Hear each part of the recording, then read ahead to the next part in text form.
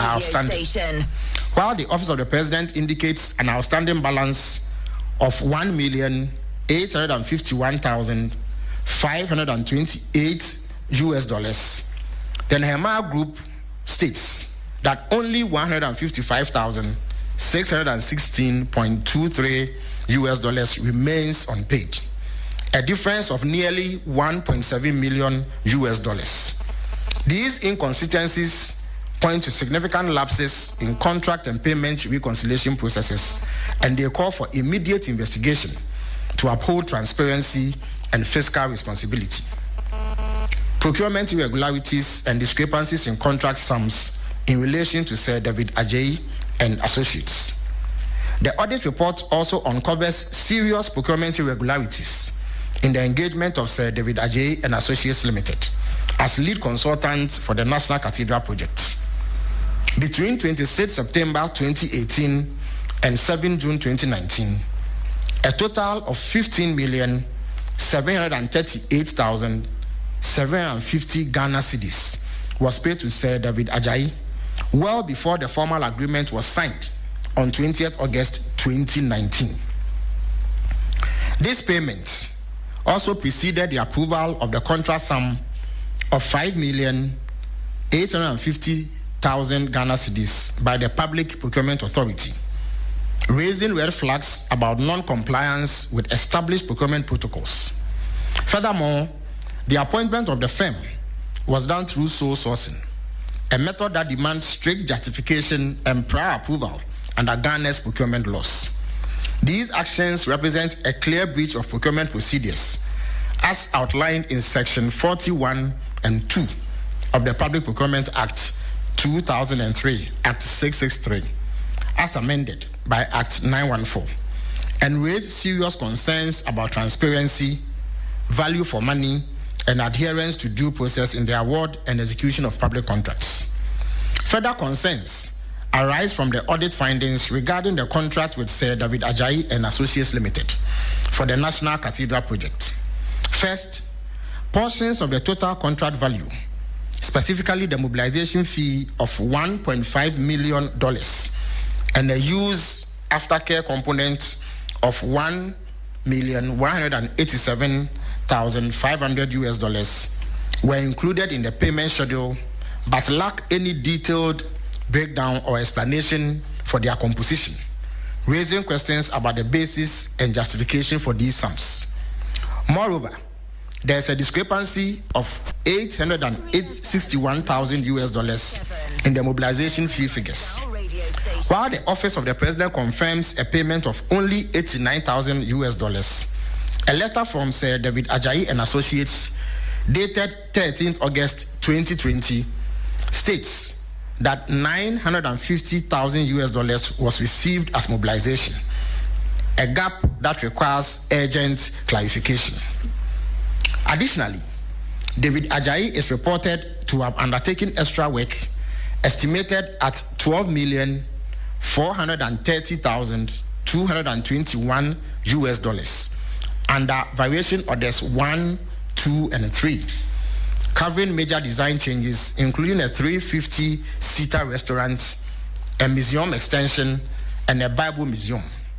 However, these additions were not captured in the original signed contract, indicating a failure to formally regularize significant scope changes before making payments regarding these additions.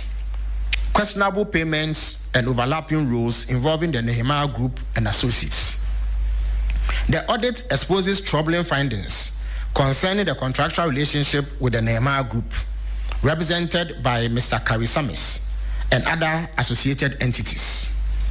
The agreement between the National Cathedral Secretariat and the Nehemiah Group, initially signed for a one-year term beginning 9th March 2020, was subject to renewal on agreements of the parties. The renewal was never done. Despite this, payments of the Nehemiah Group continued, amounting to $523,521, a clear violation of contract governance protocols.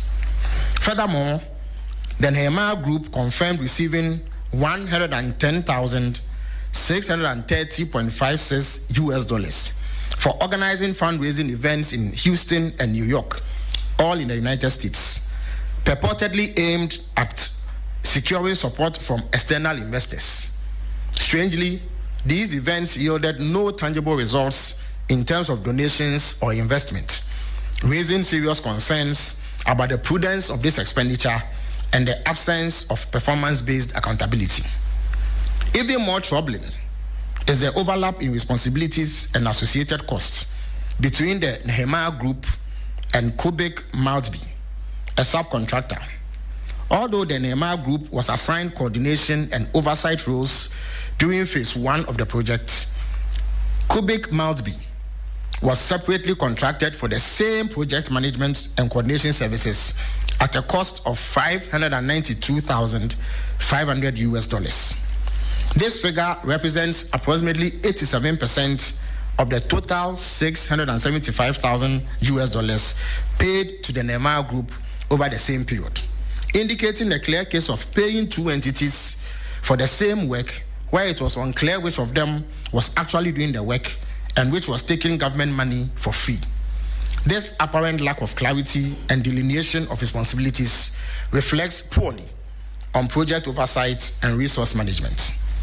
Additionally, reimbursable expenses amounting to $24,498.17 US were paid to the Nehemiah Group for items completely unrelated to construction oversight. These include costs that fall outside the intended scope of their engagement, further compounding concerns over inefficiency, a lack of accountability, and the effective use of public resources on this project. Unsubstantiated loan transaction with JNS Talent Center Limited. The audit report also highlights a deeply concerning financial transaction involving JNS Talent Center Limited, a company owned by Reverend Kusi Boateng, a member of the National Cathedral Board of Trustees. A letter dated 26 August 2021 from the Executive Director of the National Cathedral Secretariat requested a loan of 2.6 million Ghana cedis from JNS Talent Center. However, no loan agreement was cited to establish the terms, conditions, interest rates, or repayment obligations of the facility. Despite this glaring omission, the amount was subsequently repaid to JNS Talent Center Limited using project funds. The absence of a formal agreement raises serious red flags regarding transparency, due diligence, and potential conflict of interest. Let me turn attention to irregularities in donation records, documentation, and internal controls.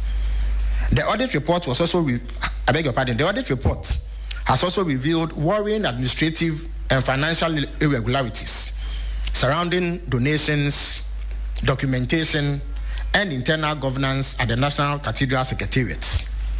Notably, a total of 38,294,693 Ghana cedis in mobile money transactions remain unreconciled due to failed or unsuccessful transfers.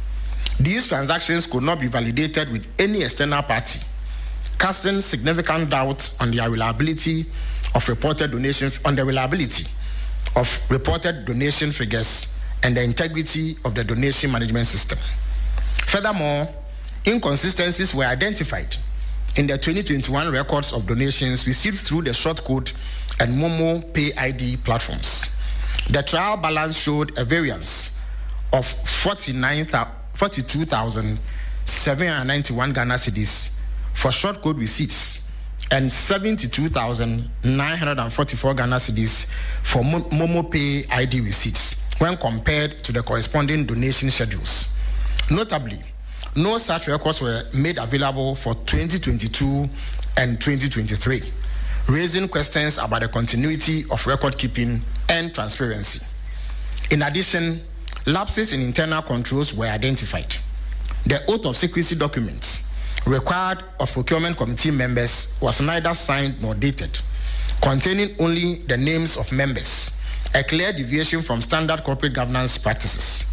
Equally troubling is the failure of management to produce supporting documents for several transactions, including board secretary expenses, office costs, and accommodation for a symposium hosted by the Biblical Museum of Africa, out of a total of 949,847 Ghana cedis. An amount of 292,681 Ghana cedis remains unsupported. Unsupported expenditures and weak financial oversight in financial year 2022. The audit report for the 2022 financial year uncovers a troubling pattern of poor accounting practices, unsupported expenditures, and lapses in financial oversight at the National Cathedral Secretariat. A key example involves accommodation payments from Mr. Karisamis, who was lodged at the Movenpick Hotel from 16th to 28th February 2022 at a cost of 18,500 Ghana cedis. However, only 4,976 Ghana cedis was recorded in the books, with no documentation accounting for the remaining 13,524 Ghana cedis, which was reportedly a refund issued by the hotel but not traceable in the financial records. Additionally, a trip to the United States by Dr. Paul Opoku Mensah and Reverend Kusi Boateng cost a total of 28,433.60 Ghana cedis, drawn from the Fidelity USD account on 12 October 2022. Strangely, despite this prepayment, a separate approval of $20,504.95 for the same trip was later granted by the Chief of Staff on 18th October 2022, raising concerns about duplicated approvals and a lack of coordination in financial planning. Further issues include payments totaling $17,000 made under accountable interest without supporting documentation, covering hotel accommodation, which was $15,000, internal transportation of $1,000, and incidentals of another $1,000 for two unnamed officials. Upon the gold and the diamond, the bucks and the oil, we stood the back for food. Now everything may fall apart. Politicians, they lie without be facts. They go to fill them up.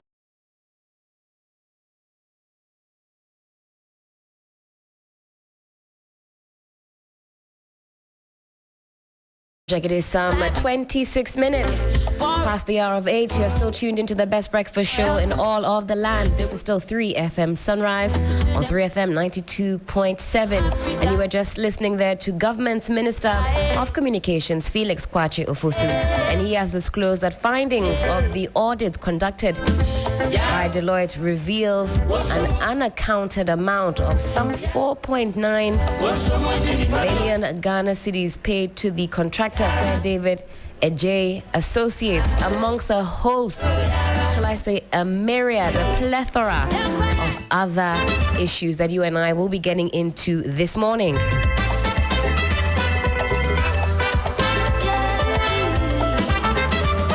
And as always, we put together a panel to do justice to this topic. Let me say good morning and a very warm welcome to my first guest in the studio. And I've got Mr. Richard Suma, lead member, Movement for Change. Good morning. Good morning, beautiful lady. How are we doing, sir? Great. It's a kind of a raining morning. Yes. So we have to struggle hard to get there. I wonder whether the weather is trying to tell us something. The clouds are angry. The clouds are angry this morning. Exactly, are they angry with? We're going to find that out this morning. I'm sure God is not happy with certain things that are happening in this country. We'll be getting into that in due course. Good to see you. We'll also hopefully be connecting with Mr. Vitus Azim in due course. And he is the Executive Director, Ghana Integrity Initiative. And I'm sure he'll have a lot to say about some of these revelations that you and I have been privy to over the last few days. It sparked a lot of conversation.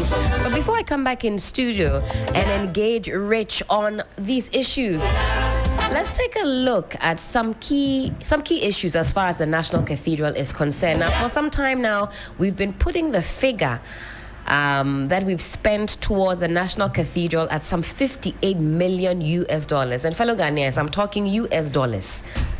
not Ghanaian cedis. That's initially we said $58 million. Now, following that presser by Honorable Felix Kwatiofosu, we now know that that number is in the region of some $97 million. I want you to ruminate on that figure.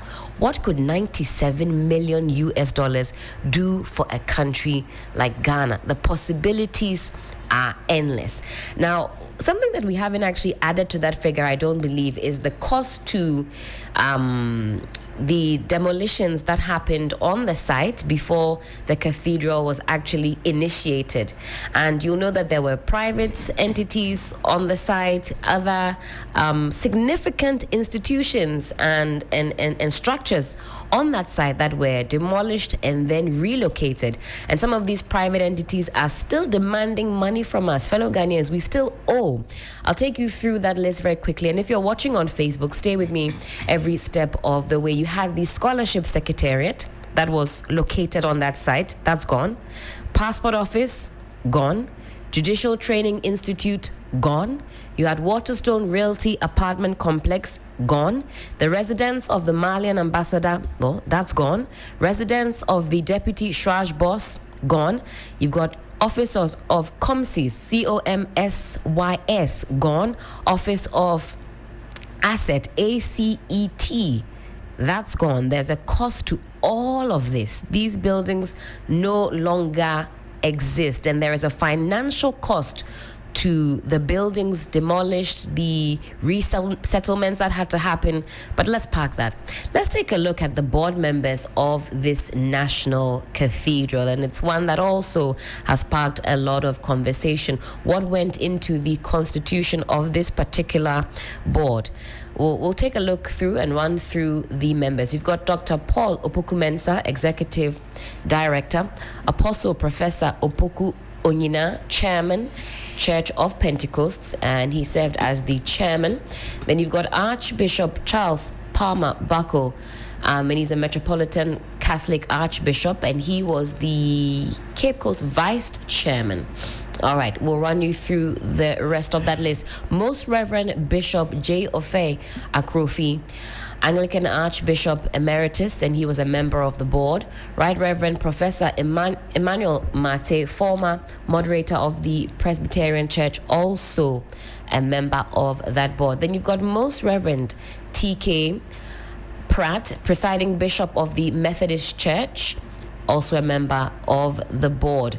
Then you had Archbishop Nicholas Duncan Williams, presiding Archbishop and General Overseer of Action Chapel International, and he was a member. You'll recall that certain members actually resigned, some quicker than others, but some stayed on, some resigned. Archbishop Nicholas Duncan Williams, he resigned. He was a member of the board. Then you've got Reverend Dr. Joyce Aye, Executive Director, Salt and Light Ministries, a member.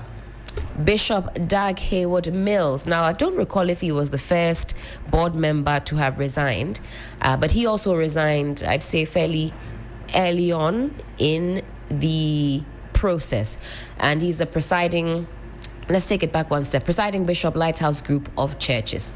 All right. Then you have Reverend Eastwood Anaba, former founder and president of Eastwood Anaba Ministries. He also resigned, and he was a member of the board.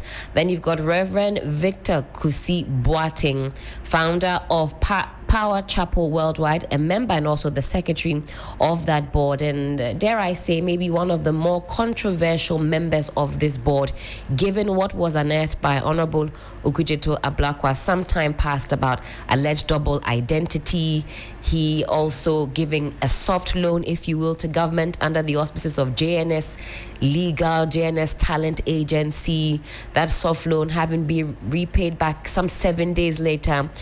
Waters are a bit murky. We'll talk about that. Reverend Dr. Frimpong Manso, General Superintendent, Assemblies of God, also a member of the board of the National Cathedral. All right, so I've run you through the members. Let's take a look at this breakdown here. The dates are particularly important, and you also see there are figures attached to that, both in cedis and in US dollars. So 7th June 2019, what was happening? Payment of advance mobilization for consultant working on the design of the National Cathedral. Now, this date is instrumental because there was also some controversy surrounding Sir David Ajay and Associates and whether or not they had the requisite permits, if you will, to practice in Ghana. There are certain processes that one must go through to do this work in Ghana. We'll talk about that. How much was spent on that? Some 445,000 Ghana cedis. You see the dollar equivalent there on the side. 5th March 2021, payment of consultancy services in respect of the design of the National Cathedral. Some 80,525,461 and some 84 pesos there. 10th February 2021, payment of consultancy services of the design of the National Cathedral. The sum there is some 32,070,103 and some 2 pesos. And in total, you've got 113 million, some 40,564 cedis.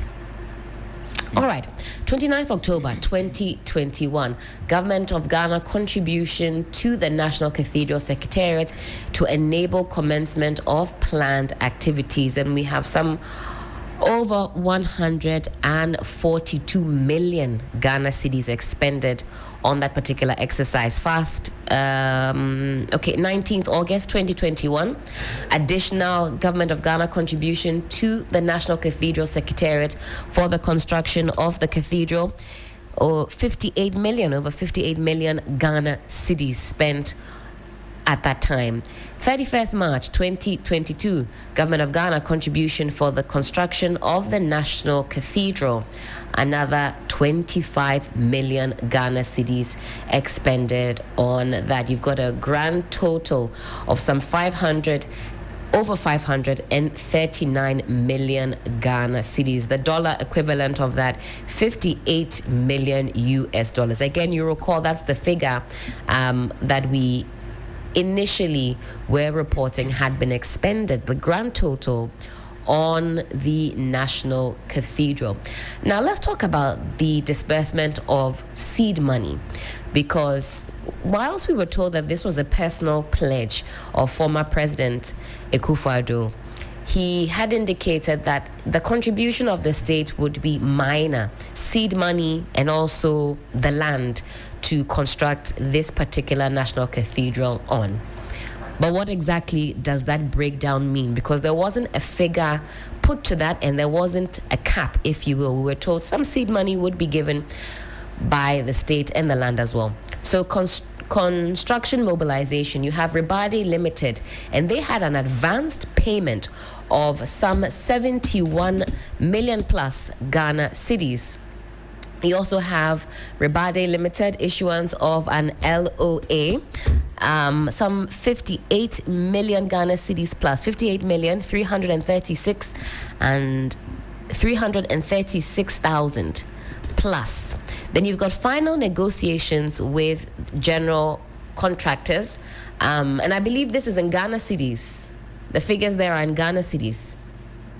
All right, 11,767 Ghana cedis. Then you've got part payment to Ribadi Limited, some 25 million Ghana cedis.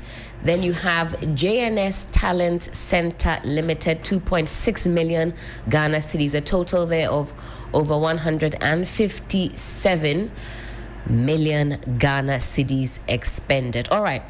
So what are the actions then following the audit findings? What did Honorable Felix Kwatro-Fosu tell us would be happening or has already happened? Now, the Secretariat, the National Cathedral Secretariat, has been dissolved, he says, from the 1st of May 2025. You'll recall that persons involved in the National Secretariat were still drawing a salary, and Honorable Felix Kwatro-Fosu says that on the last day of April, those monies that were dispersed stopped. We're also told that steps have been initiated to dissolve the board of trustees, and that involves some legal requirements. And so those processes will be initiated. There is that Deloitte audit report that has now been made public, been made public. You can also check it out on 3news.com, that full report. And also we're told that there is to be a forensic audits report commissioned by the Auditor General to cover any uncovered areas. So we are caught up to speed. Let's come back into the studio and let me engage Richard on this particular issue. What were your initial reactions after finding out that in fact there are some more alleged infractions as far as the National Cathedral is concerned? 58 million now to 97 million plus, and that's without us adding some of the other costs, the buildings demolished and so on and so forth. Well, first of all, I would like to say thank you, and thank you to your production team, and to say good morning to all your cherished listeners this morning. Well, I wasn't that surprised when I heard it, because, you know, this entire National Cathedral Project has been shredded in a lot of secrecy. And the government of the day, the erstwhile Nana Akufo-Addo administration, hasn't been forthcoming to tell us the actual figures that are associated with this project. And there have been a lot of outlandish activities that sincerely nobody would actually understand, because they were clearly absurd activities that really transpired prior to the construction of this National Cathedral. As we were listening, some of the places that were destroyed or demolished prior to the construction of the cathedral, judges' bungalows were actually also part of it. Indeed. Not only the Judicial Training Secretariat, the bungalows where the judges reside were actually also demolished. And there is no civilized jurisdiction in this world with a vast land at your disposal who go and pull down significant buildings of this caliber in order to construct a national cathedral to satisfy the whims and caprices of the sitting president. Because Ghana is, I just can't fathom how our thinking processes are. Because this country is full of challenges. The country is engulfed with poverty. There is joblessness everywhere. Children are learning under trees. Children are malnutrition. How do we call it? How do I even mention it? Is it malnutrition or malnutritional children? Malnourished. Malnourished children. Children who cannot even get proper feed. Parents are struggling. Aged are struggling. And if you look at the struggle of this country, and for us to think of constructing a national cathedral to say thank you to God, actually is a misplaced priority. So because, like I said, it was shredded in a lot of secrecy, I have not been surprised when I heard the increment from $58 million to $98 million. And even with that, if you should go into it deeper and quantify all these projects that were demolished and add it to the cost, then we are escalating it to somewhere around $150 million thereabout. So sincerely, I am not surprised. Are you angry, Richard? I am angry because when I look at the children and the frustration of the children, when I look at the fact that children are still schooling under trees, they are still learning with their bare stomachs on the floor, they are still sitting on blocks, and we don't have children hospital, we don't have any way of taking care of ourselves as a people. We can't even feed ourselves as a country. We are running with caps in arm, Burkina Faso, Togo, for basic commodities to even feed ourselves as a country. No civilized country behaves like this in the 21st century. So for us to go and throw $98 million in the name of building a cathedral for God, which God himself doesn't want any physical structure in this day and age. God doesn't want a physical structure. He doesn't want a physical structure. Since the coming of Jesus Christ of Nazareth, God said that Christ is everywhere. Christ is spirit. He lives in the heart of man. You don't even need to go to the mountaintop to go and hide in some corner to say you are looking for God. He's everywhere. You don't need to build a house for him. You don't need to build the house of God is in the heart of man. The heart of man is what accommodates the spirit of God. So if you are delusional to think that God wants you to go and build a cathedral or go and build a physical structure in order for him to come and live there, then we are getting it all wrong. God doesn't require physical infrastructure. And you see, God is not a God who you can have children. You say God loved the children so much. So every civilized jurisdiction, the topmost priority of that country is the children, how to give them a solid foundation. And then the aged who have served you their entire life and gone on retirement and living miserable lives. Do you know the number of Ghanaians who have served as teachers, who have served as policemen, who have served as military men, who have served as public servants, who are living miserable lifestyles as we speak today because the country never has a plan for them? And their pension is so insufficient I cannot even take care of them for a month.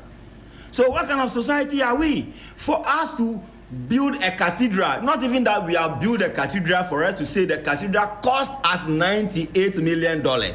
A cathedral which is just at the inception stage of it, the starting point of the cathedral. We have not even built foundation. We just dug a hole. We have not even cast foundation for us to start laying blocks. And we have spent $98 million in the country of joblessness, in the country of insufficient jobs, insufficient food, insufficient health security. Everything is so absurd in this country. And for me to hear that such amount of money was wasted on a cathedral, I'm totally flabbergasted, like I'll say it in English. Totally against it. And I don't think it's the kind of country we want to bequeath to the next generation. Because you see, countries are built upon succession. America is over 200 years old history. Do you think it started from Donald Trump or Biden or Barack Obama? It started way back. And they handed it over to generation to generation to generation because the country had a foresight. They had a vision that will be self-sufficient, self-dependent. We need to become the most powerful country in the world. They worked towards it and have achieved it. So you say a country like Ghana embarking on a project like this is simply what we call in our parlance overspeeding. Overspeeding, outlandish, absurd, ridiculous, total nonsense. Richard, we have to get you some cold water to drink this morning. I can see that this National Cathedral issue has riled you up. Now, let's look at it from this angle. The inception of this National Cathedral idea, we're told, it was a personal pledge. Then suddenly it grew wings and snowballed, became a whole different, entity where you and I's money became entangled in this project. Some of the things that we were told, some time passed by government officials in the last administration was that, well, if we put up this beautiful edifice, we'll be able to recoup some of those monies back because it will be the biggest cathedral in this part of the world. We would have a Bible museum. There was going to be a recreational center, and like the likes of Sagrada Familia in Barcelona and some of the cathedrals in Rome and some of the religious monuments, this was going to bring a lot of people to Ghana. How do you situate that reasoning with the amounts of money that have been spent? Is there any merit to that idea that this was going to be a very, extravagant monument that would intend put money in our pockets? Well, sincerely, from the inception, what were we told? We were told that President Nana Akufo-Addo, ex-President Nana Akufo-Addo, said he made a promise to his God that when given the opportunity to become the president of the country, he will construct a national cathedral to say, God, thank you for making me the president of the Republic of Ghana. Isn't it the case? Indeed. Were we told about the tourism factors and the economic factors and all other factors that are associated with the project? Were we told? In fact, that came later on as the project unfolded. That came because they were looking for justification as to why the state need to put in the state resources into the project. That's why they are looking for the justification. And most of these projects, this mushroom project, they are conduits for corruption. Because you see, when government took over, there are a lot of people that government needed to satisfy. And because they couldn't put all of them into strategic positions like board members, board chairmen, ministers, this and that, the president had to find a nice way of finding something for all his cohorts and cronies to participate in. You are talking about a board that has revered men of God. Forget about these revered men of God. Touch not my anointed. No, let me tell you, you and I sit here, we are all anointed individuals. Are we not anointed? Do you need to wear a cassock before you be called an anointed individual? God anoints everybody. Read Psalm 23. He shall anoint all of us. He said the Spirit of God, he lies in everybody. He said in the last days, the Spirit of God will be poured upon all flesh. So God in this day and age is not discriminating and selective and say you are an apostle, you are a prophet. You and I sit here, we can equally become the carriers of the Spirit of Christ and become true representatives of him. So all these men of God, they should have advised the president that God says, take care of your people first. Take care of your house first. Even God said it in the Bible that when he makes you rich, you must take care of your household first before extending hands to others, or you don't know. So when you are a rich man and your family is living in poverty and you claim you are helping others, you are wasting your time. You will not even near the gates of heaven. Because he has made it clear that take care of your immediate household. So if you are abandoning your immediate household and doing some philanthropic work left, right, front, center, and your own house, their cousins, nephews, nieces, you don't pay attention to them, you think you will near the gates of heaven, you will not even be close to it anyway. So Richard, for a project that was described as the priority of all priorities, really, if you look at the scale of things that we need, where would you place that? Let's say out of 100 items that this country needs, where would you have placed something? The cathedral should be 100. It should be at the 100th position. The last of it, because I'm talking about civility, civilized group of people with plethora of problems. Joblessness. Are you not running to Burkina Faso for tomato? Do you know how much $1 million would have invested in tomato production in Ghana? Do you know? If you invest $1 million today, put group of people together into cooperatives and give them seedling, give them all the equipment to grow tomato. Do you know how many acres of tomato we can grow? Do you know the onions we can grow out of $1 million? Do you know the cocoa plantation we can do out of $1 million? Do you know the pineapple plantation we can do out of $1 million that will produce you or help you to grab a pineapple processing plant? You see, it is about scale of preference, priority list. If you look at the scale of preference of this country now, we don't have any. We don't have any. We are always running in circle and keep patting ourselves on the shoulder that we are doing well and always comparing ourselves with those who are not doing well. You forget to compare yourself with civilized jurisdiction, Europe, Asia. Look at the Asian tigers. Look at Singapore. Look at Malaysia. Look at all this group of people. Do you think they are sent there? They are individuals who are using their brains. But we live in Ghana and our brain has been placed under our feet. That is who we are. Our leader, their brain is actually under their leg. Oh, Richard, this is scathing, is it not? It is true because they are not thinking. Our leaders are just not thinking. Richard, take a breather for me, a deep breath for me. Let me seek your thoughts on this. Now, we are told that from the inception there was a myriad of infractions. So you talk about PPA, lack of PPA approvals when it comes to the procurement processes, a lack of parliamentary oversight. We're told that monies that were taken out came from the consolidated funds. I mean, every step of the way, it seems as though the oversight was simply not there. And if you read that Deloitte report in full, I mean, at different instances and at different steps, the Secretariat simply couldn't provide the answers that the auditors were seeking. Just can't provide the reasons why certain monies were expended. Who do you put the blame on? On whose doorstep do you put the blame on for all of these infractions that we are being made privy to? Oh, Nana Akufo-Addo, we over-pampered Nana Akufo-Addo actually. We over-pampered Nana Akufo-Addo as a president. And it was because of all these crooks who are called aged in this country, who were pampering him. Bear with me, the crooks who are called aged. Excuse me, let me withdraw the crooks aspect. Indeed. Some of these aged people who were pampering Nana Akufo-Addo, okay, who were claiming that he was the doyen of Ghanaian politics. He was the savior of Ghana. He was the one who was going to protect the public purse. Mahama was a waste. I remember this Professor Mante was shouting on the roof floor, and Nyansafuanu went because they were all blaming Mahama that Mahama was incompetent. Was that not the case? Now Mahama was brainless. Was that not the case? So they whipped all of us up to believe that when we vote for Nana Akufo-Addo, he is the one with the magic wand to save this country. But what did we see? He sat back and allowed these useless expenditures to occur. He should have been the one to be checkmating, because he said he made a pledge to God. Isn't that the case? So if he made a pledge to God, it was his responsibility to checkmate and to understand that every penny that was being sent or is being spent is spent judiciously and spent on exactly what is supposed to be spent on. And there must also be a need for cost-benefit analysis to understand that what we are doing, will it be in the ultimate interest of all of us, or is going to cost the country some sufficient amount of money.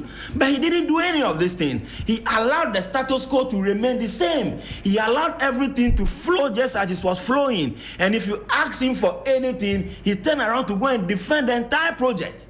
So every blame must be laid on the doorstep of the former president, Nana Akufo-Addo. He never did any good to this country. He actually gave a complete disservice to this country. Now, Richard, I heard you also mention the board, some of the board members on the National Cathedral. Do you also put some blame on the board members? Of course, because these are men who are supposed to be the true representatives of God. Isn't that the case? And is God not always looking? He said, God asked that who will want to build a house without first doing the cost of it? Is that not what is in the Bible? Who will want to build a house without actually knowing the cost of it? Doing what you call in quantity surveyors. They'll give you a comprehensive total cost and give you some oversight on it and say, the total cost is going to be 100 million Ghana cedis. But plus or minus, because of volatility of the dollar and price fluctuations and all these things, let us make it 120 million or 120,000 Ghana cedis. That is what we do. We call projection and proper planning toward building a project. But if these men of God are part of the board and they could not give us a comprehensive figure and to tell us that this is how much it expected us to cost to build a national cathedral, and this is the timeline, it's going to take us 1 year, 2 years, 3 years, 4 years. Nana Akufo-Addo said for 8 good years, and the project is still at the foundation level, at the foundation level. That's right. Not even at the footing level for 8 years. So I will blame those people who are also part of the board. They never gave any proper advice to the president. That is why I'm saying that men of integrity are men who follow conviction, not convenience. But all these men of God who were part of the board were following convenience instead of conviction. If they were following conviction, they should have told Nana Akufo-Addo in the face, straightforward, Nana, this project is going to cost this country $120 million, $150 million. Don't let anybody tell you that you can construct this cathedral at a lesser cost. But they failed to do that, my dear. So the blame must be placed on their doorstep. If I'm a CEO of a company, right, and the company is not doing well, who takes the blame? It is the board. Because when I have a plan, when I have a vision, when I have a strategy, I present it to the board. It is the board who must approve it and give me green light for execution. So if I don't consult the board and I act and I fail, it is the board who is supposed to take the blame. Because the board didn't do service to me as the CEO of the company. That is why we are saying, and now was the CEO, he appointed these men of God as board members of the secretariat. They are supposed to be playing advisory role to the CEO and let the CEO know that what is going on is not going to be in our interest. What is going on will be in our interest. But they failed to do so. So at the end of the day, they must be part of the blame. Certainly, Richard, and thank you for your thoughts on that. We'll go through some of the other infractions that were listed in this report, or at least put in the public also by Honorable Felix Kwaju Ofosu. But let's also engage on the phone lines right about now Mr. Vitus Azim. He's the Executive Director of the Ghana Integrity Initiative. Mr. Azim, hello, good morning. Good morning, former Executive Director. Former Executive Director, beg your pardon. Thank you so much for joining us on the program. Hope you're well.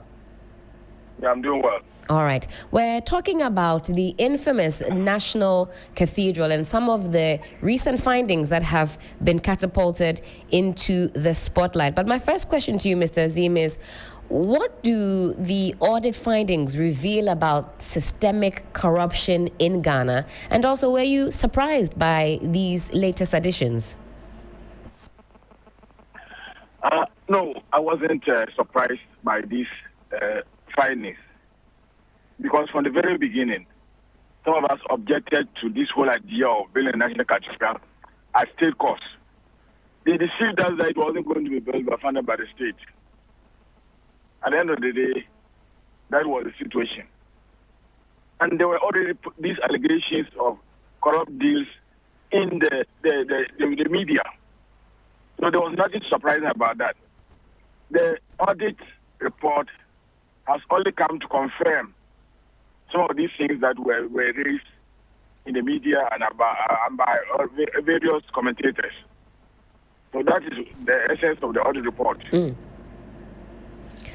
Now, given the audit's evidence, or at least the findings that we now know, what would be your recommendation on restitution and prosecution of wrongdoers? Because we've talked at length about many of the issues, how much money has been wasted on this project. But when we think about the way forward, what are the key things that we should be thinking about and initiating to ensure that we put a stop to this wastage once and for all?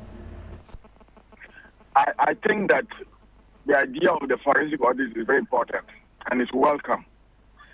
It will help to identify this in more detail the infractions, the individuals involved, the actual issues that were involved in these infractions, so as to prepare enough evidence for prosecution in the courts. We need the forensic evidence to support any serious prosecution in our courts. Indeed.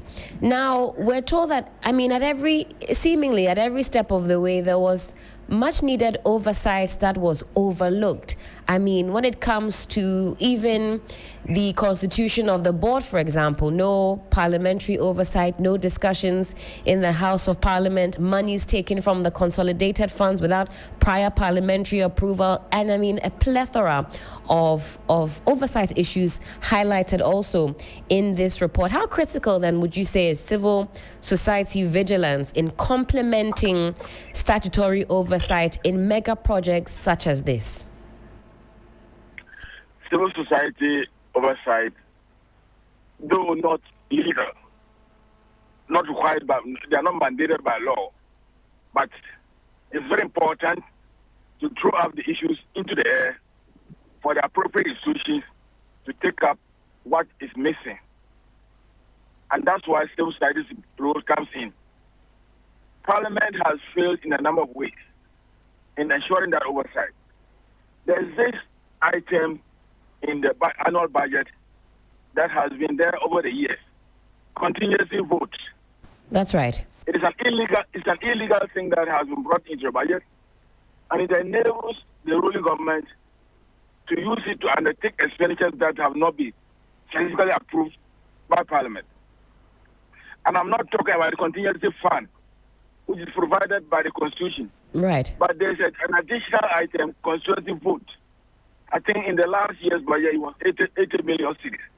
And that's where ministers of finance can dip their hands into to meet unauthorized expenditures. And in this particular case, the monies were taken from that contingency vote for the National Cathedral. And so, why Parliament allowed that contingency vote to be in the budget over the years, they cannot be exonerated from that. Added to the fact that they have not asked the necessary questions when this project was ongoing. So Parliament seems to be lacking in their effective oversight over this whole project. Now, the other oversight, the president is the boss. He actually pledged to God that he will build this cathedral. That's so right. One would have expected that he would be very serious with monitoring how the monies are used, how the project is being implemented, so that if there's any diversion or deviation, he will take the people on. And of course, the Minister of Finance, but they had their personal interest in whatever was happening. Then we have the Board of Trustees. That's right. Unfortunately, they handpicked religious leaders, assuming that they are the angels in our society, and because the project was a religious project, they will take it more seriously and make sure that everything is done according to requirements. Unfortunately, they also failed us. So the oversight role played by various institutions have been found not to be adequate, and they can all be blamed for what the mess that we found ourselves in now. And what about the everyday Ghanaian? How can ordinary citizens hold governments, past and present, to account after revelations like this? Well, what you are doing now with me is what the ordinary Ghanaian can do. We don't have the political power, we don't have the legal power to actually force the government to do anything, except to talk about it. When it comes to the extreme, we can go out to the streets with placards demanding that government takes action on some of these things. Unfortunately, in this country, we have always politicized corruption. Once it's done by the ruling government, members of the ruling party will always counter whatever the genuine Ghanaians are talking about. And that is one of the problems that we've had in this country with the fight against corruption. And until we are able to move away from that, corruption will continue to eat away our limited resources. Now, you talked about the Board of Trustees having some revered men and women of God, on the board. And, from where I sit, it appears that makes it very difficult for the everyday Ghanaian to critique the dealings of the board. How, do we navigate this conversation in a way that is, respectful to the religion? Because it seems as though we're dancing around the issues because of that particular aspect of the entire issue. Yes, unfortunately, that's what politicians do. They knew that if they brought them in, they'll shut the mouths of ordinary Ghanaians. And we fell for it. You see, if your father or mother is doing the wrong thing, you should be able to tell your father or mother that this is not right. You're not going to speak about it in the public domain. You should find a way, a respectful way of pointing it out to your father or mother. In the same way, this should be the case with the religious leaders. And especially when somebody resigns. We have church leaders, laymen, parish council, all these people. Can't they go and tell let's say, their leaders that, please, we don't want you involved in this thing. Kindly withdraw. If you cannot bring about the change that you want in getting in there, because we respect you, we don't want to say this in public, we want you to do this. We must be bold. I think that is there are two ways. The president and his people should not tie the hands of people by putting these people on board. Then we, the ordinary citizens, ordinary members of the various religious groups, should be bold enough to come to these people, not as individuals, but maybe as the various leadership groups in the churches. Certainly. Now, beyond enforcement, what preventative measures can reduce some of the scandals that have rocked this nation in the last few years? The legal and first preventative measure is the internal audit. Unfortunately, the internal audit is not independent of the executive. So even if they do any serious findings, they still have to pass it through the authorities, who can say, no, please, or we don't want this released. And then they are shut up. They will wait until maybe the end of the year for the Auditor General to now do his audit, which will not help because the irregularities have already taken place. So, then we have the Whistleblower Act, which should allow ordinary citizens to blow the whistle on some of these acts so that the appropriate institutions will take the necessary action. Unfortunately, Ghanaians are not taking advantage of the Whistleblower Act for various reasons. One, they are afraid that if you report, the government may not take action on it. Right. Secondly, it may be made public that you are the one, or the authority may get to know you are the one who blew the whistle on them. And then you can be punished either directly or otherwise. There was a situation where investigating a case, and the lady came and said, please don't go ahead. What has happened to my father? I don't want to continue with the case. Spiritual sanctions too.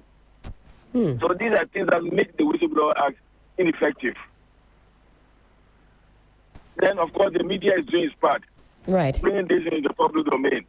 So I think that there are various ways that we can do. If only the leadership of the country are willing to take them and act on them. But because they are usually involved or implicated in a way, they don't go anywhere. Now, Mr. Azim, following the presser held by Honorable Felix Kwatri-Ofosu on Friday, we were told of some action points that will be undertaken by government. We're told that the National Cathedral Secretariat has officially been dissolved. In fact, it was dissolved 1st May 2025. We're also told that steps are being initiated to dissolve the Board of Trustees. We now know the contents of the Deloitte audit report that has been made public. We're also told that there's going to be a forensic audit commissioned by Auditor General to cover any uncovered areas. In fact, we're told the processes are firmly in the pipeline. Are there any other actions that you think should be initiated as a matter of urgency in this issue? All expenditures in relation to the National Cathedral should stop immediately. I even think that the dissolution of the Secretariat are delayed, because it should have been one of the things within the first member of the president coming to office, because the Secretariat was hosted in the presidency. That's right. And this was something that many people were talked about. So it should have been the first thing that it should have just dissolved. And also taking steps to dissolve the Board of Trustees. That has not been done, but at least now, better late than never. I think the next two steps are just the forensic audit and then proceeding to court after we've gathered the necessary evidence. Now, when it comes to alternative uses of the National Cathedral site, many suggestions have been put forth. Government, via Honorable Felix Kwatri-Ofosu, has indicated that it will not be used, or they haven't decided to use the site as a national cultural center. They say it was a proposal that was put forth to the 24-hour Secretariat. There have been some ideas that maybe a children's hospital could be put up on that site, and many other suggestions. What do you think the site should be used for? Madam, I would want to plead that this should be the last question, because I'm driving, I've packed to talk to you, and there are passengers in my car. Most certainly. This is my final question. Yes, for me, I think that the government should take its hands off this.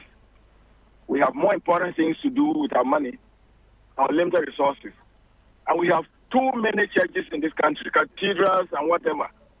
We don't need another cathedral. But if there's something that we can use that will help us to recover the cost of this in the future, like some of the suggestions about using it for some recreational center that we can generate funds, and I would go with that. Of course, the Children's Hospital, where the present Children's Hospital in Accra is located, is cramped. Right. It doesn't have no spaces to expand. So that is also a good possibility. But Certainly. I don't think that we should ever talk about going to build a National Cathedral. That's a spot. Right. Mr. Azim, very grateful for your time this morning. I know you have a busy one, but thank you for putting some more flesh on the bones on this issue. And you were listening there to Vitus Azim, former Executive Director, Ghana Integrity Initiative. Who's unashamed of asserting my Christian faith as part of my political calling. It is this faith and this belief in God's power to transform difficult situations into beacons of hope that has animated my vision for me moving Ghana to a situation beyond aid and putting the country onto the road of self-reliance, sustained progress, and prosperity. Our march to a brighter future is underpinned by our firm attachment to a governance system that respects individual human rights and individual liberties, the rule of law, and the principles of democratic accountability. This faith is also the motivation for one of the major projects, which I have described as a priority of priorities, that we're undertaking in the country. This is the construction of the National Cathedral of Ghana, which first brought us to this venue 3 years ago in February 2019. The National Cathedral addresses a missing link in our nation's architecture by providing a formal space for the religious activities of the state. Designed by the iconic global Ghanaian architect, David Adjaye, who designed the National Museum of African American History and Culture here in Washington, D.C. The National Cathedral provides an interdenominational space for worship and will serve to insert God at the center of our nation-building efforts. We've integrated the Bible Museum and Biblical Garden as part of the project. Dubbed the Bible Museum of Africa and Biblical Gardens of Africa, they extend the National Cathedral Project, which will transform Ghana, over 70% of whose population are self-proclaimed Christians, into a major center of Christianity in Africa. A major center of Christianity in Africa. Those were the dreams of former President Nana Akufo-Addo. Still in studio here with Richard Suma, lead member, Movement for Change. And just before that, we were speaking with Vitus Azim. Richard, you've also heard the thoughts of Vitus on this particular issue. He says that we shouldn't even think of continuing on in this project or with this project to build a national cathedral. What would the Movement for Change, for example, suggest to be done with the site in the state that it is at the moment? Well, again, I have always maintained that the children are the future of this country. And we cannot afford not to have a major state-of-the-art children hospital. Now, the only children hospital we have in Ghana, if you should go there now in Accra, it's an eyesore. It's a complete eyesore. And there are children with severe deformities which are not doing of their parents. There are children with so much health implications which are not doing of their parents. Parents are not supposed to say because we don't have money we should not give birth. People have given birth. So we at the Movement for Change, or me, Richard, my personal opinion is that we should convert that National Cathedral Project into a first-class, major, state-of-the-art children hospital. That will have a recuperation center, will have a learning center, will have a proper accommodation for their parents, will have some for all manner of things, that it can become a major destination for health tourism across Africa. So you say forget religious tourism, let's think about health tourism. No religious person will come to Ghana to come and watch cathedral. Where is Rome? Rome is there, Europe is there. Nobody will fly from Europe to come to Ghana to come and watch cathedral. It's absurd, they won't do that. What has happened to the Marine Drive project?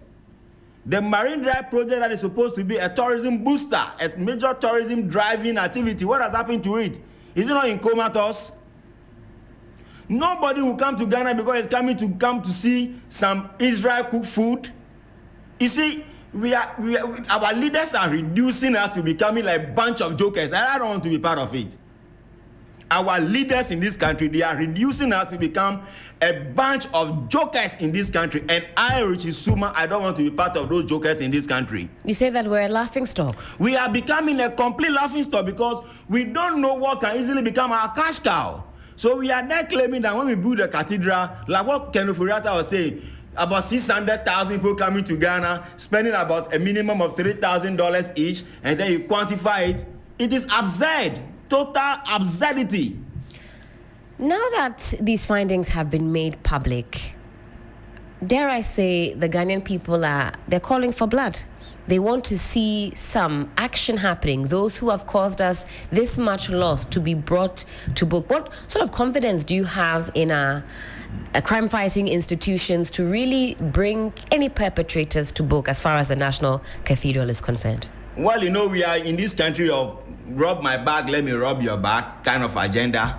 So I don't see anything coming from it. But I want to be kind of inclined to the fact that John Dramani Mahama, president in this second term, is more or less like his legacy term.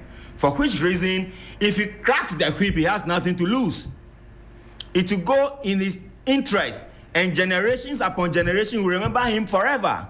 So this is the finest opportunity for JDM to go after them. That's why I'm in full support that secretariat and that board of trustees should have been scrapped from 8 January immediately he took over. In fact, we're told by Honorable Felix Kwatro-Fosu, because of the legalities involved, that's why it's taken some time, but it's in the pipeline as we speak. So these revered men of God and women, soon that board is going to be no more. And I hear them trying to fight back that they've not received any written official notice and blah, blah, blah, blah, blah. And why are they trying to, what have they done? They've been doing consultation with the ministers and local government ministers and so forth and so on. Let me tell you, all this thing about David Ajay taking, or there is some level of quid pro quo. You cannot give such a huge contract to David Ajay without taking a kickback.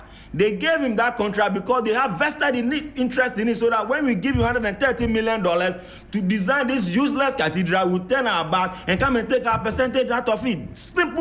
Simplicity. All for the kickback. All for the kickback. Complete quid pro quo. Because they wouldn't do this without knowing that there's something in it for them. How do you go and bring David Ajay? Why are you training children not to do architecture?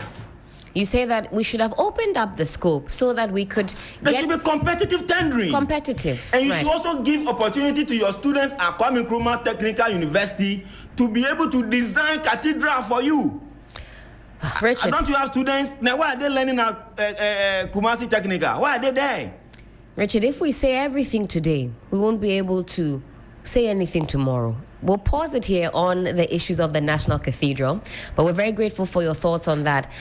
You say that we have to take some strict measures to ensure that every single peswa is accounted for. The people of Ghana deserve that. Well, of course, this is an unfolding issue. Time check 20 after 9. This is still 3FM Sunrise on 3FM 92.7. We do have other matters on the menu this morning. Stick with us. Don't go anywhere.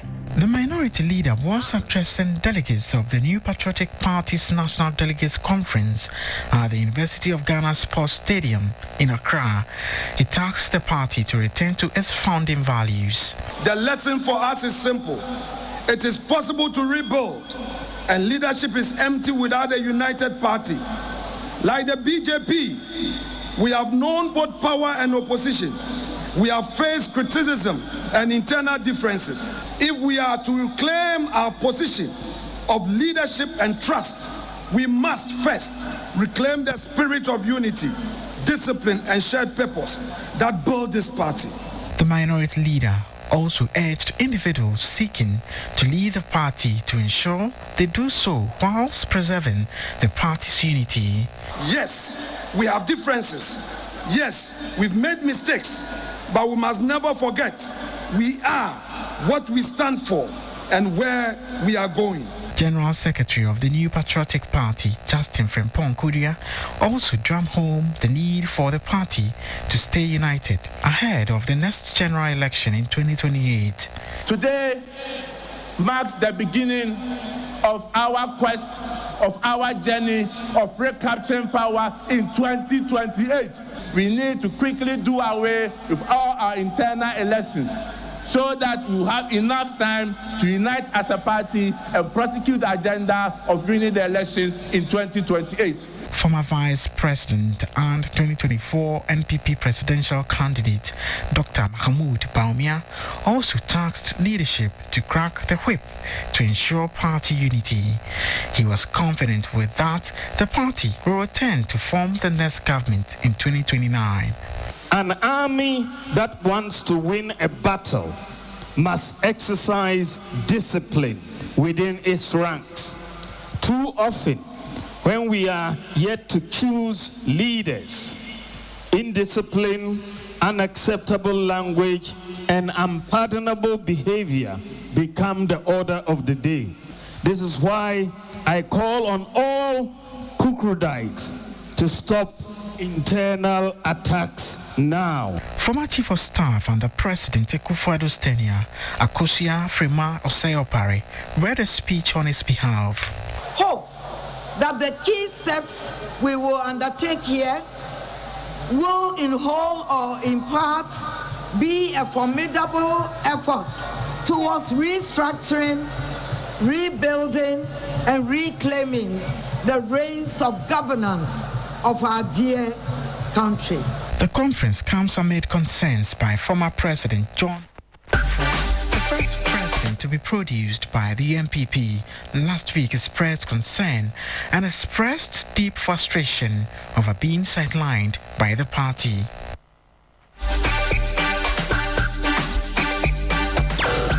FM Sunrise. Minutes at the top of the hour, 10 a.m. Here on Sunrise on 3FM 92.7, Urban Lifestyle Radio. Helen Appiah Ampofo. Global Helen Appiah Ampofo. Charlie, so the conversations that have been had regarding the NPP and how to bounce it back and build it back. The party says they're going back to the principles and the values that underpinned the party. Will it be an easy road?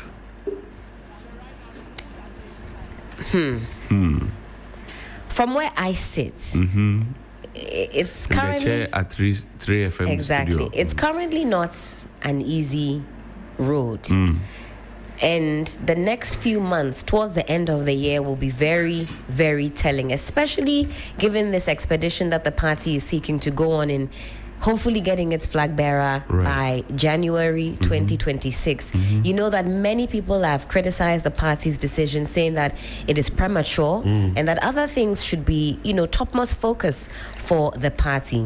A lot has been said about this top to bottom, bottom to top approach that's people are now jostling over.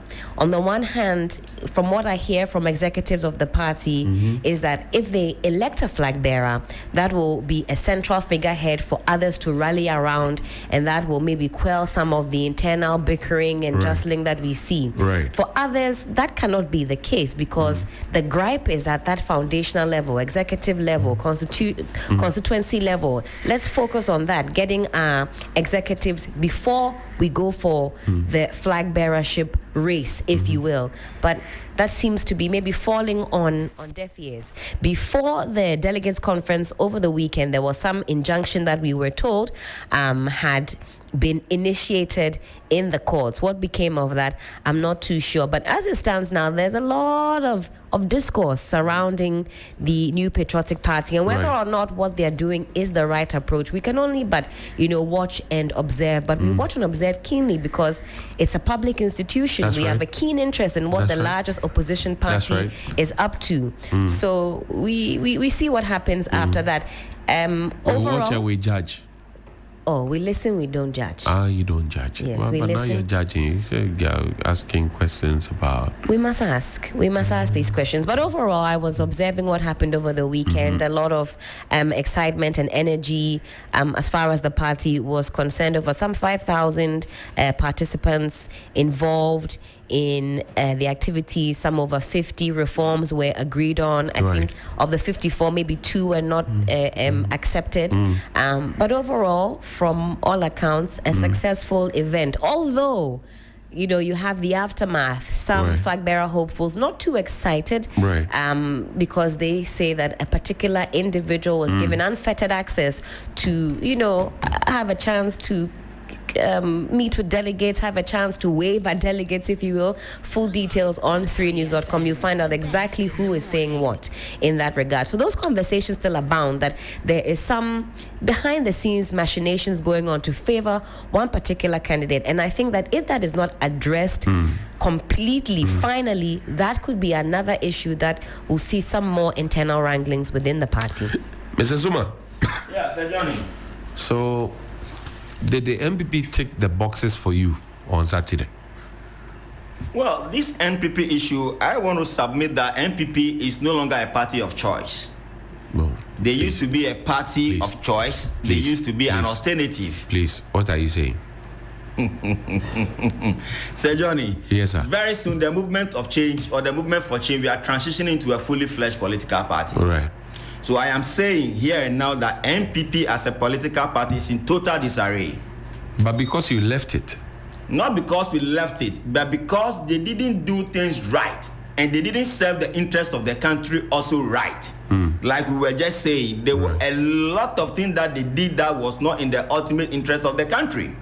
And they abused power, the power that was given to them. They took it for granted because to them, we are the same bunch of voters who to them, they can do anything. They will turn around and come back, give you a bag of rice, give you a piece of cloth, give you something, and you still follow them. But now the Ghanaian voter is becoming more discerning. We are all discerning very highly now. We have all seen the light, widely awake. So what they went to do, is part of their national processes. But to me, I felt that they've gone to muddy the waters much more further. I don't understand. You see, like what my beautiful lady is saying, if you look at the Congress very well, look at Kennedy Japan when he was even trying to enter. Right. Look at the chaos that surrounded it. That he wasn't being allowed to enter because some of his entourage were not having accreditation. Which entrance did Baumia use? Same entrance. So why is it that there was no chaotic activity associated with Baumia's entrance, Brian Champon, and all other people's entrance? But when it comes to Kennedy Japan, there was a complete chaos at the entrance. Does Movement for Change support Kennedy Japan? No, Movement for Change, NPP internal affairs has nothing to do with us. We are no longer interested in anything that happens to NPP. Are you speaking your truth? Of course, like I said, they can decide to ask themselves down. That is none of our business because but that would be inhumane on your part. We want them to become the third opposition force in this country where we will take over from them. We want to break them apart completely. But what you know, they know. And what they also know, we know. What they also know, we know. And look at when their national organizer was given a platform to speak, what did he say? NDC, Azankwa, and almost a better fuel, as his fuel prices not reduced. And I say, I don't have a car, so how would I know? So you see, all that transpired, they keep claiming that they are speaking in the interest of the Ghanaian. And if you go on social media, everything that they have said has never resonated with any Ghanaian on any social media platform. You are not being fair to the NPP. I am saying that the seed they sow is what they are reaping. The seed they sow is what they are reaping. If you are going for internal election, you have a system that is going to work against other potential candidates of the party, like what they did to Alan and Co. For which reason Alan can no longer stand and decided to fall off. They are doing the same to Ken and Co. But just that Ken and Co, like somebody say, maybe they are having the testicular fortitude to remain there, to still want to fight them. But Alan, for him, has a bigger vision, for which reason he doesn't want to become part of this cock and bull fraternity called NPP. So he decided to break away because he has a bigger vision for the country. So far, all presidential aspirants that come to lead this country, what did they do? They come with a plethora of manifesto promises, Johnny. Alan is the only one so far who has written a book, binded it, printed it out, which is supposed to be what we call the Great Transformational Plan. And if these plans are supposed to be followed through and through, we will see the stage where we will see growth, stability, progress, and prosperity for all. Does it gladden your heart that the NPP wants to return to its principles and values? They have lost their principles and values. They say they want to go back to it. Go back to it. That is not going to be an easy road. It's not going to be a walk in the park for them to go back to those values because they have lost the moral grounds on that score. So the issue is that they should start thinking about Ghana. They shouldn't be creating that impression as I know that we are working so hard to win power in 2028. So far, we have a pending government just about 7 months or 8 months into governance, and they are doing extremely well. If not entirely well, there are aspects that they are doing well in. So they should allow the people to lead us and to govern us. But if you are there thinking about 2028, that means you don't care about what happens to the country. NPP, as it stands now, they are going on their knees every day, praying to God that Mahama and the NDC administration by next year they should fail completely, so that we will latch on that one to say that we are the best hope for this country, which is not going to work. My boss, Lois Kisiedu, said I should ask you that change is good. Change? Yes. Well, change is the only thing that is constant in life, so change is obviously good. But the change that we seek must be in consonance with the kind of future that we want to build for this country. Because the future of this country is absolute ultimate. Anything other than that is zero. Helen, principles and values. The NPP says they're going back to it. And Mr. Suma seems to think that there will be a long road. Is the road potholed, or what's happening? Is it a rough road? I think for that we have to say we live to see. We will see. We will see. When it happens. Absolutely.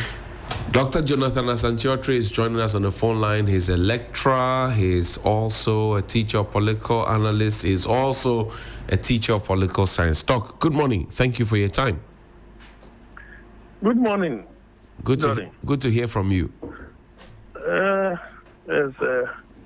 As long as God has given us life, we have to serve our people.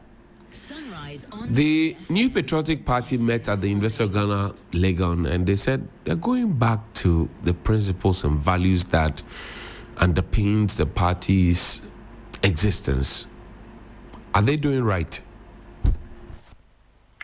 Well, by and large, I think that what transpired the day before yesterday, it's quite impressive. And the dominant index is the broadening, or the common indicator is the broadening of the base of those who will give the mandate for others to be the leaders of the party. And I think that is quite significant. Now, so definitely they are going back to their values. Yeah. If you pay attention to some of the things that were said at the conference on Saturday, you'd realize that there's some form of, for the want of a better expression, venom that was being spit out there by the leadership of the party. Are they justified? Well, I think that it surprises me, though, because I think Mr. Fenyomakin's speech was magnificent, but it was symptomatic of lawlessness. If you say that because some of your people are facing the law, of which others are not an exception over the period, in your case, when you touch one, you touch all, I think that is a preaching of lawlessness. You are preaching lawlessness. Secondly, you believe that your people are way and above all of us, that they should not be accountable, having used the public purse or having served the public. They don't deserve to be accountable. They don't deserve to account to us. That is what the language means. Touch one, touch all. Has it been the case that every member of the NPP has been invited by the law institutions or enforcement agencies? Is that the case? It is not. It is the case that those who were given the mandate to run the affairs of the state in a period not long ago, they are accounting to us. So when you tell me, one having given such a brilliant speech, and you tell me that, it is you touch one, you touch all, I think that that is not a mark of a legislature who should know the law and a maker of the law. Would you say that for me is a preaching of lawlessness? Would you say that amounts to beating the war drums? Certainly. Because you can never subvert the powers of the state. It's not possible. Especially when everything that is said is in the public domain. You think that those who are following you don't have brains? If today we are all NPP, we are all NDC, we are all CPP, one was given the opportunity, and that person has bettered the lot of his family, his or her family. The rest who have been deprived of good roads, of good hospitals. You get the opportunity to travel abroad when something of that sort happens. So the little thing that the ordinary Ghanaian deserves, you did not do that, and yet you are calling on all of them to come. I mean, it doesn't make sense to me. He's just beating the war drums. I will ask you my final question before I let you go. So now that we know, as Black Rasta will say, what do we do? Well, as part of the mandate of the current government, of which oral is part of its government machinery, everybody is going to account. That is what it is. That is what democracy is all about. But in actual fact, if I'm to look at some of the amendments that they made, maybe you did not ask him, but I just want to chip in that. I think that it is good. And this advice, I have also advised the NDC. One, when you come into power and people are holding certain positions and you give them CEOship and other things, they must wholeheartedly resign the positions within the party. How many times do you expect Mr. Sami to communicate as communication officer? How many times do you expect Mr. Basintel to do so, to do same, and other things? So the NPP has seen the light. I know the NDC equally intends to do that along that path. So that is good. So you don't encumber. So you do not weaken the status of the party, especially when you find yourself in government. Secondly, they have also decided that the communication directorship will be an elective position. That is good. So that those who communicate will be accountable to those who gave them the mandate. Apart from that, if you remember, I've said time without number about these special presidential primaries that they conduct when you have more than 5 presidential candidates. I told them, in order to cure a particular mischief that happened somewhere 2007, thereabout, you created a monster. And this has led to further divisions within the party. So now that they've taken that thing off, it is good. Other than that, the general broadening of the democratic process and those who will be electing, I think by far that is equally good. But to prevent a situation where many people will want to bribe their way through. But I'm of the view that this may just be a top dressing of the matter. Yes, we have broadened the base. But if you do not impose sanctions on those who will be monetized in the process, it is much ado about nothing. Somebody can decide to buy about 40%, right, of the electorate of the college. Can buy 40%. And when the person is able to buy 40, another person is able to buy 30, we are only left with 30 to share among the rest. And then the person who buys the 40 will still win. So if we do not impose certain sanctions on those who will be bribing their way through, monetizing, over monetization of the process, then I think that it is still much ado about nothing.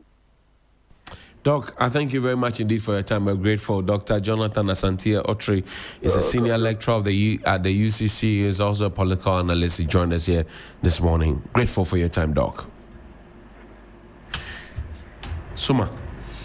Yeah. You heard Doc? Yes, I heard him. And he said that, look, the NPP has to look before they leap. Yes. Yes, like I said, every fair-minded analyst following the NPP Delegates Conference who come to this fair-minded conclusion that, look, they still have a very long way to go. And like we keep, like you say, Black Rasta, so what is the way forward? We are still of the view that we need to break the duopoly. But can you cut the NPP some slack? Is it, look, we're going back to the principles and the values that underpin the party. Cut them some slack. What was those values and principles that were underpinning the party? But you were a member of the NPP. Like you understand the values and the principles of the party. I keep telling you the last time I was here that I reached Suma. I have never been part of NPP. I will never be part of NPP. And I don't have any business to do with NPP. I am an independent person who believes in the personality of Alan Kojo Tremantin. Okay. So when he decided to form the movement, I was part of the alliance. Hold your horses. Let me play this and get onto the phone line a bit. Okay. NPP development in freedom. NPP development in freedom. NPP development in freedom. NPP development in Henry Nanabuachi is the national organizer of the New Patriotic Party. Henry, good morning. Thank you for your time. Oh, Kunzo, fetch Henry back for me. Let's get him on the phone line and engage him on the happenings within the party. And Helena Piampof, we are going back to the principles and the values of the party. Good news?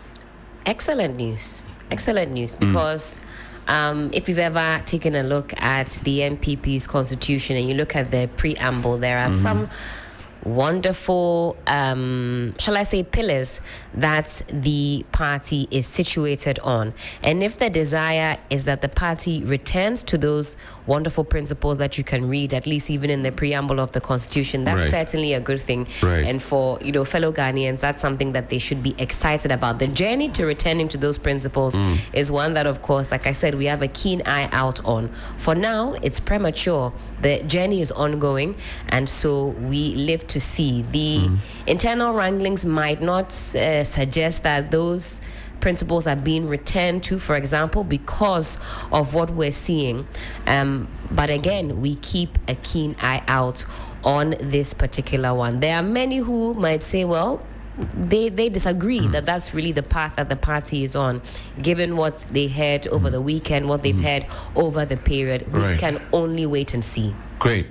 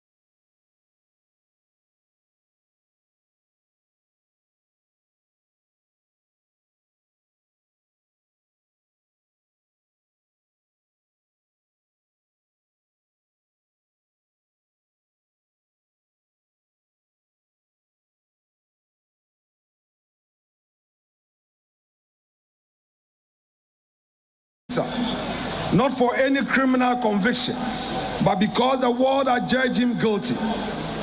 Imagine that moment of profound isolation. Here was a man who had won the trust of millions, yet reduced to persona non grata on the global stage. The humiliation was complete. The path forward seemed impossible. But Modi made a choice that day that would define not his future, but the destiny of his party and some 1.5 billion people. Today, that same man commands audience at the G20, addresses joint sessions of the United States Congress, and leads one of the world's most growing economies. Recently, he visited our republic and addressed our parliament.